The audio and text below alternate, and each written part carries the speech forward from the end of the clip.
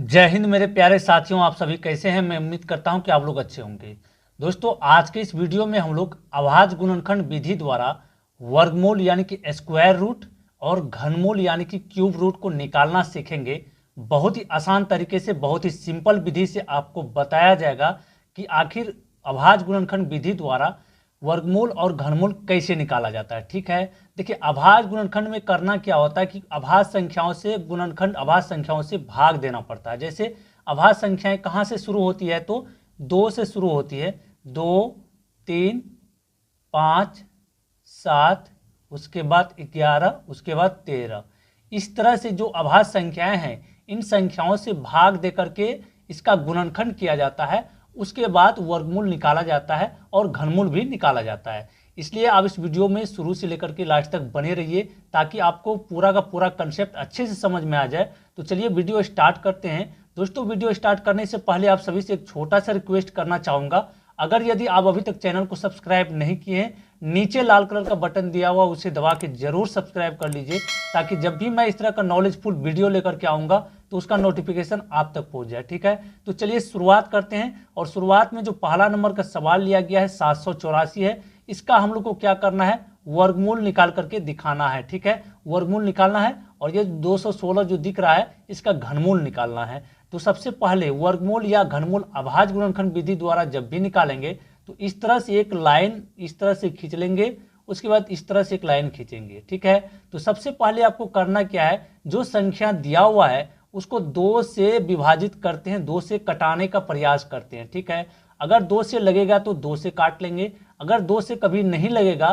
तब आगे बढ़ते जाएंगे, यानी कि 3, 5, 7 इस तरह से भागा लगाते जाएंगे। तो यहाँ पर देखने से पता चलता है कि 784 जो है ये 2 से कट जाएगा, यानी कि 2 से इसको लगा सकते हैं। ठीक है, तो यहाँ पर 2 से जब लगाएंगे, 7 में 2 से भाग लगाएंगे तो 7 2 का भागा में 2 का पहाड़ा में नहीं आता है, यानी कि उससे कम लेंगे, उससे कम सोचेंगे। तो यहाँ पर क्या है, 6 जो है 2 का पहाड़ा में आ जाएगा, तो 2 तिहाई 6 बचेगा एक, वह एक यहाँ पर आकर के खड़ा होगा, यह 18 बन जाएगा। तो 2 नाम 18 यानी कि 2 नमा 18 होता है। उसके बाद यहाँ पर 4 बचा हुआ है, तो 2 दूना 4 यानी कि 2 बार में लग गया। ठीक है, फिर देखिए यह देखने से लग रहा है कि 2 से कट जाएगा। अब देखिए कैसे पता करेंगे कोई भी संख्या 2 से कट रहा है या नहीं। अंतिम में कोई सम संख्या रहेगा तो वो संख्या 2 से विभाजित होती है। ठीक है, तो यहाँ पर 2 से ये संख्या कटेगा, तो 2 एकम 2, यहाँ पर 3 था तो 1 बचेगा, ये बन जाएगा 19। तो 2 नमा 18 बचा 1, चूंकि यहाँ 19 था तो 1 बचेगा, तो यहाँ पर 1 आकर के खड़ा होगा तो 12 बनेगा। तो 2 छक्के होगा कितना, 12, 6 बार में। ठीक है, फिर से देखेंगे यहाँ पर फिर से कितना से लगा सकते हैं, तो फिर से 2 से ही लगा सकते हैं क्योंकि 2 से कट जाएगा अंतिम में सम संख्या। ठीक है, देखिए 1 में 2 से भाग नहीं लगेगा तो क्या 19 मानेंगे इसको, तो 2 नमा 18 बचेगा 1, 1 आकर के इसके 6 के सामने खड़ा होगा तो ये 16 बनेगा। तो 2 अट्ठा 16 यानी कि 8 बार में लग जाएगा। ठीक है, उसके बाद फिर वही 2 से लगेगा, 2 से जब लगाएंगे तो ये कट के कितना हो जाएगा, तो 2 चौका 8 बचेगा 1, यहाँ पर 9 था तो 1 बचा, ये 18 बन जाएगा। तो 2 नमा 18। अब देखिए ये 49 आ गया, तो 49 में 2 से भागा नहीं लगा सकते हैं। क्यों नहीं लगा सकते हैं, क्योंकि अंतिम वाली जो संख्या है यह एक विषम संख्या है। तो 2 से आगे की संख्या का सोचेंगे, किससे लगाने का, 3 से लगाने का प्रयास करेंगे। अगर 3 से लगेगा तो 3 से इसको काट देंगे। ठीक है, अब देखिए 3 का पहाड़ा में भी 49 नहीं आता, मतलब 3 से भी नहीं कटेगा। ठीक है, 5 से भी नहीं कटेगा क्योंकि 5 से कटने के लिए अंतिम में या तो 0 या फिर 5 होना चाहिए, तो 5 से भी नहीं कटेगा। तो 7 से कट जाएगा, क्योंकि 7 का पहाड़ा में 49 आ जाता है।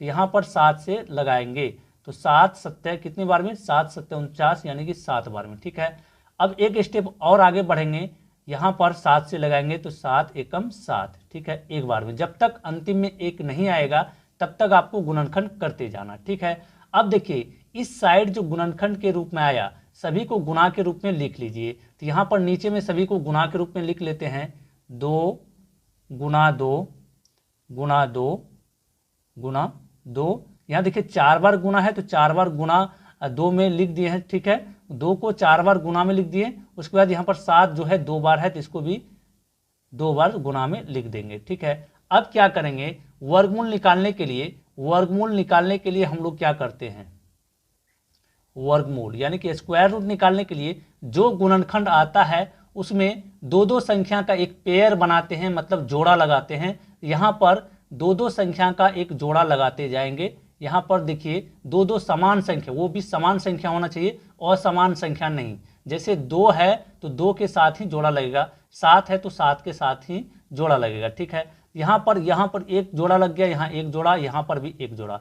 तो इस जोड़े से 1 2 को बाहर कर लेंगे, ठीक है। एक बार 2 को बाहर कर लेंगे, इस जोड़े से भी एक बार 2 को बाहर करेंगे और इस जोड़े से भी एक बार 7 को लिखेंगे यहाँ पर, ठीक है। अब हम लोग का वर्गमूल यही होगा, सभी को आपस में गुना कर देंगे तो हम लोग का वर्गमूल निकल जाएगा। तो 2 दूना 4 और 4 सत्ता कितना हो जाएगा 28, यानी कि हम लोग का जो आंसर आया, वर्गमूल आया, वो कितना आया 28 आ गया। किसका? तो 784 का वर्गमूल कितना आ गया? हम लोग का 28 आ गया। तो इस तरीके से वर्गमूल को बनाते हैं। तो चलिए अगला जो टॉपिक हम लोग का है वो है घनमूल निकालने का, वो भी अभाज्य गुणनखंड विधि द्वारा। तो इसका भी घनमूल बहुत ही आसानी से निकाल सकते हैं। कैसे करेंगे? इसमें भी एक लाइन इस तरह से खींचेंगे, ठीक है। उसके बाद फिर एक लाइन इस तरीके से देंगे। अब यहाँ पर भी वही प्रोसेस चालू रहेगा जो कि इसमें किए थे। 2 से सबसे पहले लगाएंगे, उसके बाद जब 2 से नहीं लगेगा तो आगे बढ़ते जाएंगे, 3 से लगाएंगे, 5 से, 7 से, इस तरह से अभाज्य संख्या से भागा लगाते जाएंगे। तो यहाँ पर देखिए, देखने से पता चलता है कि 2 से कट जाएगा, क्योंकि अंतिम में सम संख्या यानी कि 6 है तो सम संख्या है। तो 2 से इसको लगाइए भागा, 2 से जब लगाएंगे तो 2 एकम 2, यहाँ पर 1 है, 1 में 2 से भागा नहीं लगेगा तो ये 16 बनेगा। तो यहाँ पर 0 बैठाएंगे, 2 अट्ठा 16, 8 बार में, ठीक है। उसके बाद फिर से 2 से ही लगेगा, क्योंकि अंतिम में सम संख्या है तो 2 से लग जाएगा। तो 2 पंचा 10 और 4 दूना में 8, ठीक है। फिर 2 से लगाएंगे, कितने बार में लगेगा ये?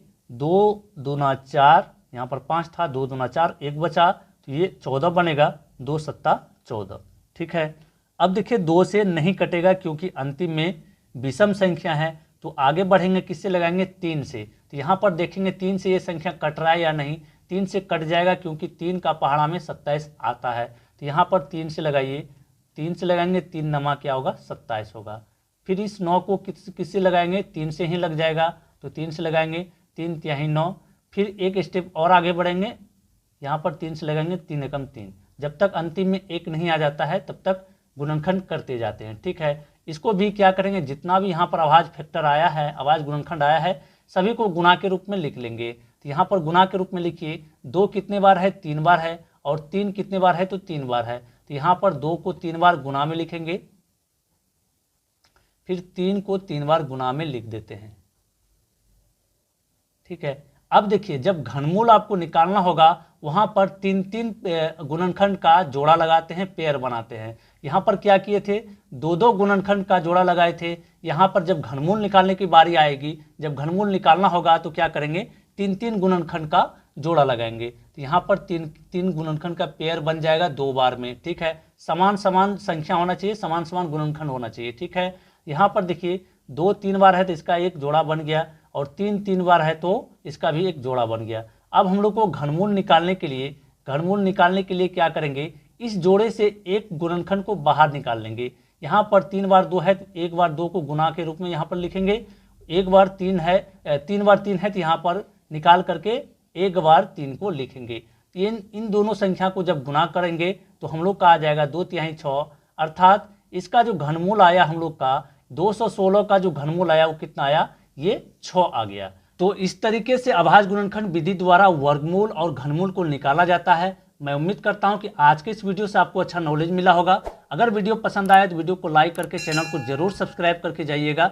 मिलते हैं फिर अगले वीडियो में, तब तक के लिए जय हिंद, वंदे मातरम।